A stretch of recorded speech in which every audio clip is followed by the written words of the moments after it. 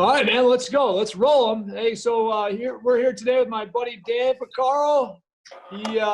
He's a serial entrepreneur and I would say IT business, technology and IT business. Dan's been a friend of mine for, boy, I don't know, 8, 9, 10 years, maybe something like that. And what an awesome dude Dan is, and love him and his wife. They're just great people. So I'm happy. I'm really proud to have Dan on this on Ditch Digger CEO, because he's a perfect example of somebody that's taken risk and done some awesome things in his life that I'm inspired by, and anybody else should be. So we got Dan Picaro. Introduce yourself, baby. I'm Dan Picaro from PSM Partners, friend of Gary's for a long time. And just like you said, yeah, serial entrepreneur. Very nice to be here. I appreciate you inviting me. Hey, Dan, thanks for being here, buddy. And I got Robbie on the line here. Robbie is one of our leaders in our business, the Rabine Group now. And Robbie, introduce yourself, brother. Hey, what's going on, Dan? Yeah, I'm Robbie. I recently joined the Rabine Group as of the last month and a half, 2 months here. And I actually was originally introduced to Gary and Austin through Site Technologies, which was their startup that they spun out a few years back, and have been fortunate to understand the inner workings of the Rabine Group, and beyond grateful for the opportunity right now. And prior to being at Site and Rabine, I spent 4 years at LinkedIn. So if there's ever anything I can do to help you on LinkedIn, let me know. Oh, I'll remember that. Thanks a lot. Nice to meet you. Yeah, you as well. Yeah, so Robbie is a very inquisitive guy, like Quentin and any of my other buddies and partners I have on this show here. And my goal is always, Dan, to get a perspective of a young mind, besides my mature. I can notice ever call me mature, actually, but they're going to start as old as I'm getting. So my older mind, right, is different from Robbie's, and I expect Robbie to kind of think from a different paradigm as he asks our entrepreneurs questions. So that's the idea, and it works out pretty well. I'm excited always to do this. So Dan, we like to start kind of from the very beginning. So our guests on our episodes, we like them to start. We love to hear about their business, where they're at today, but we like to start from the beginning and where their ideas of entrepreneurship came from, maybe, or what it was like growing up in there, and how they became who they are today. So if you want to start back, however, as a kid or wherever you want, we'd love to hear just a brief understanding where Dan came from. Well, I'd like to say I grew up in a company that had a lot of entrepreneurs in it, but I really didn't. So I didn't get any of that from my family. I grew up in a great family, a loving family. We were super close. I had a lot of support. So if anything contributed as a younger person to where I find myself today, would probably be all that support and everything that I had growing up. Had a great family, great childhood, and 2 great parents. So have great experience growing up, but no entrepreneurs. Mm-hmm. So it wasn't really anything from that. It was, that feeling of entrepreneurship really came just from a very young age. It was more so less wanting to own my own business and more just being comfortable being in charge, and almost to the point of being uncomfortable as I got older, not being in charge. Mm-hmm. And not being able to kind of lead. And that was kind of the feeling that I remember most, as a younger person.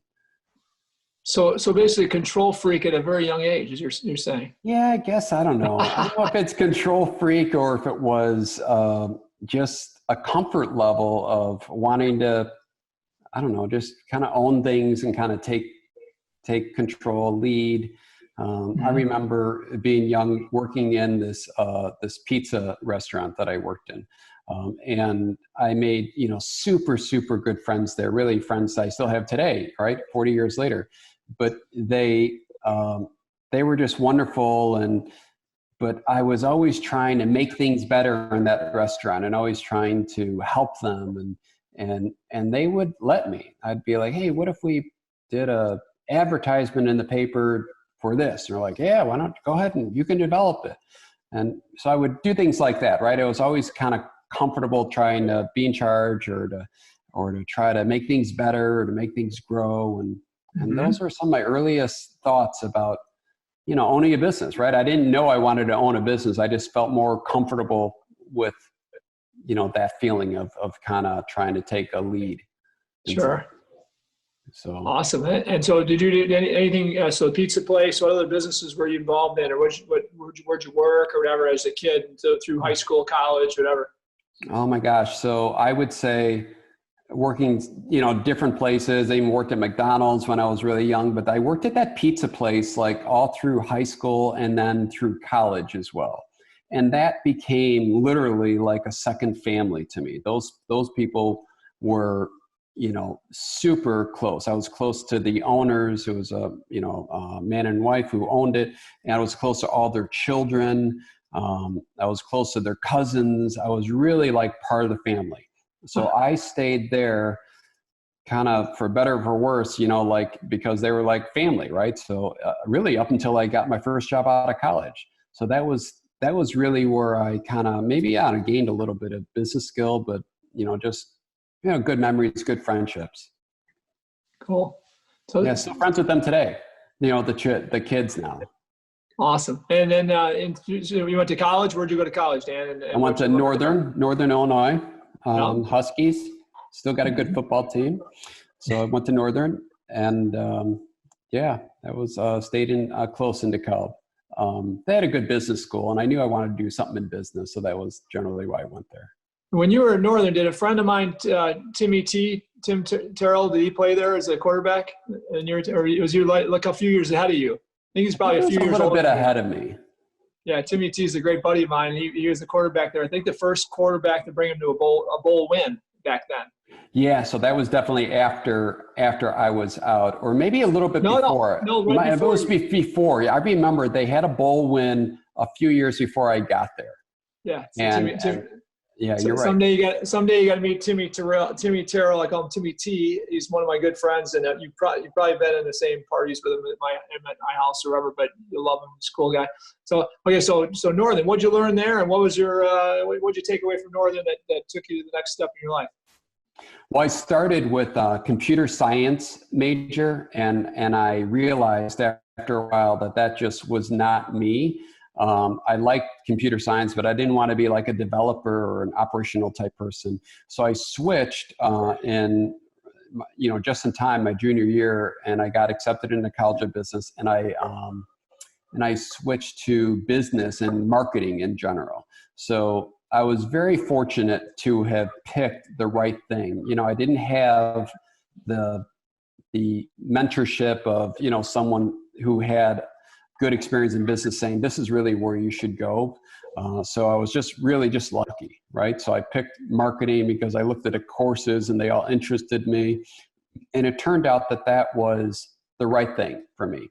I learned the right things and I was comfortable with that major. And so that's what I did, marketing major at Northern. What was your first opportunity out of Northern? So out of Northern, my first opportunity was at a computer supply company. Back then, people used to order all sorts of computer supplies for a lot of mainframes and mini computers. There's really not a lot of networks going on then. Networking was still like a earlier type technology that was really just catching on. And then I left there after about 4 or 5 months, and I went to a consulting company that really kind of changed my career. And they did networks. They were setting up networks for companies. And that was still when companies were saying, what's a network? And they were, the owner was a young guy. He's still a good friend of mine. I literally talked to him last week. So we've stayed in touch for all that time. I don't even know how long it is, 33 years ago. But he was a really smart guy. He was very innovative, and he saw that there was the future. So I started out with them in I think it was a purchasing agent, right? But this is kind of an example, right? I was constantly saying, hey, what else can I do? I can help you in this part. I can help you in that part of the company. And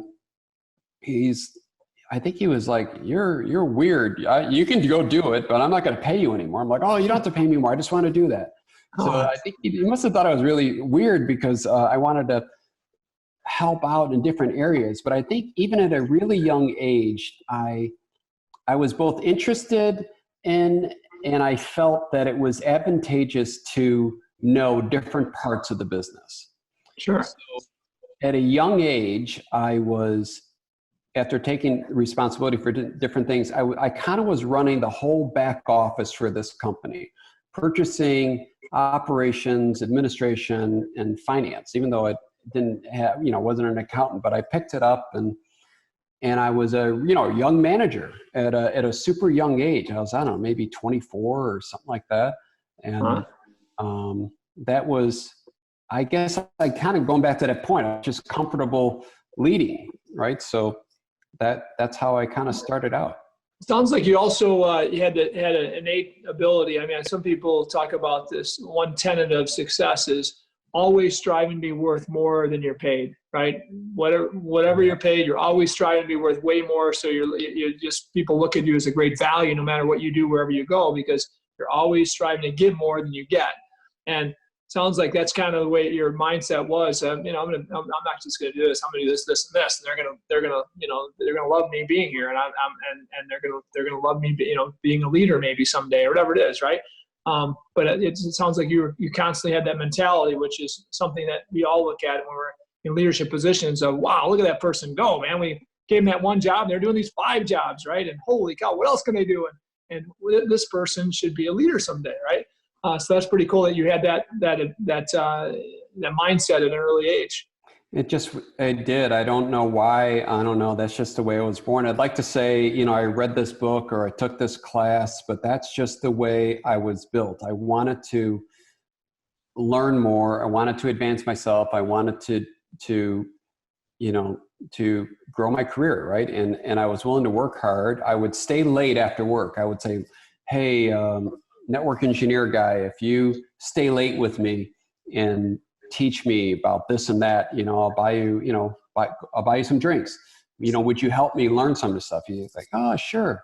So I would do that, and I would, work hard, and I never asked for more money. I always felt like if I did a good job, it would just come. The money would just come to me. So that was the approach that I took, and it was a good one, right? So I quickly moved up.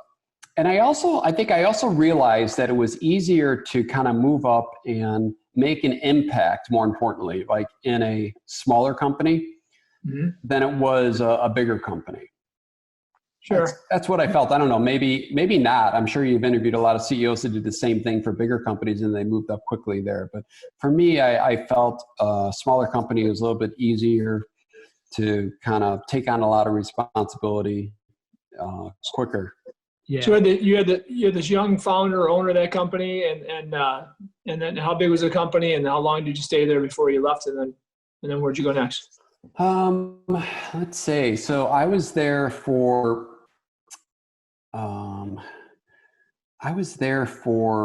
about 5 years, and that owner he built the company up, and then he sold it, and then when he sold it, I saw all these salespeople making a lot of money, like more than twice what I was, even though I'd gotten a lot of raises and stuff. So I'm like, that can't be that hard. And I was already in sales in a previous job. So I went into sales for this new company. They did a roll-up, right? So it was my first exposure to a roll-up as well. They had bought a lot of consulting companies, about 30 of them, that were just like my friends who started this small consulting firm. We maybe had, 25 people, let's say.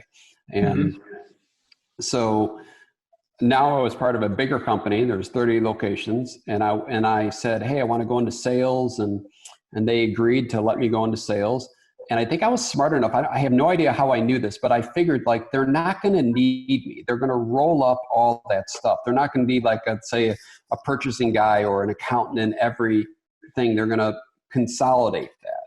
Sure. So I felt like I would have been out of a job anyways. So it was a good opportunity to go into sales. I went into sales, and I couldn't believe it, but I eventually, within a year, I think I became the number 1 or number 2 salesperson in that whole company.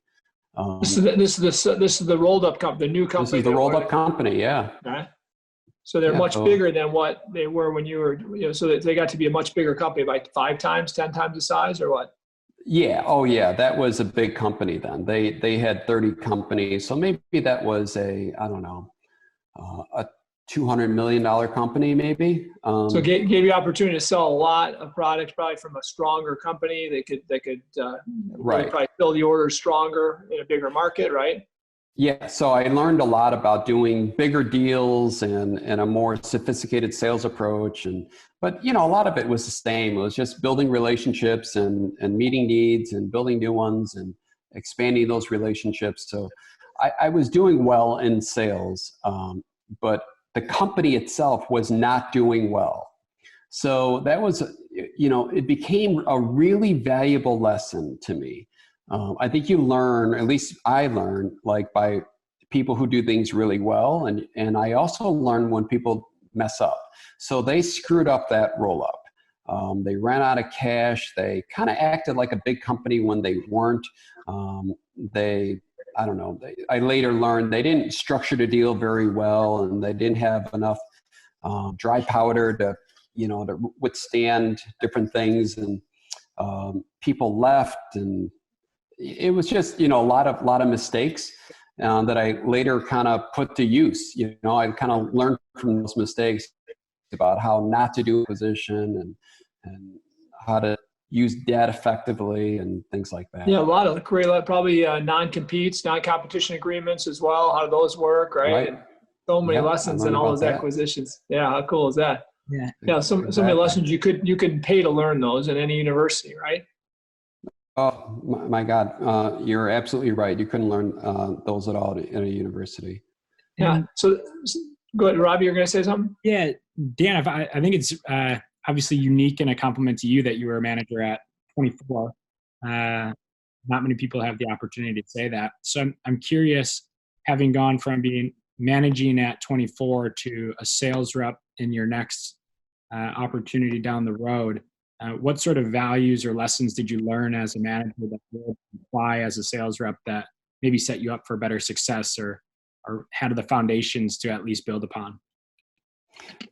Are you saying what did I learn as a sales rep that would help me later in life and my later in career? Actually, back before then. So when you were the managing at 24 within the smaller company that actually was rolled up into the bigger, where you became the sales rep, I'm interested to know what sort of takeaways that you had or lessons you learned as a manager that actually helped you in sales and moving forward in your career.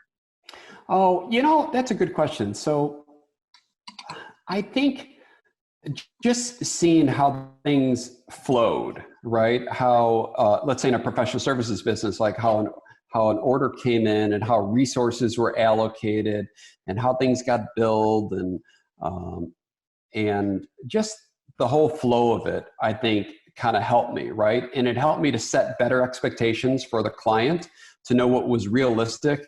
Many times a salesperson will say, yeah, we can get that done in a week, right? But I would know better, right? And I knew our resources and their skill sets and what we had and what we didn't have. So I think that helped me. But really, this is a common trait I would attribute to my success. Early on, I don't know how I knew it. I think I said this before. I knew to be successful, I needed to be well-rounded. I knew that, to me, well-rounded means sales, management, finance, strategy, operations, right? Let's say really being well-rounded in all those areas. So by the time I went into sales, I was exposed to 4 of those 5 things. I was exposed to sales, management, operations, and finance. I was not exposed to strategy, but I kind of was, because I was exposed to a bad strategy, right? That didn't work, which aided me later on. So I don't know how I knew that, but I would tell anyone that wants to advance their career, like that well-roundedness is just the key to being a successful leader. And even today, when we train leaders and we hire leaders, we look for as much of that kind of skill set filled in as possible. And you don't often find people that are really good at all those things. And, you know, I think we just try to work around that. But the more well-rounded it seems, the better the leader. And that certainly helped me, that being able to do it and given the ability to do it and all this authority control at a young age, making mistakes, learning for those, that helped me.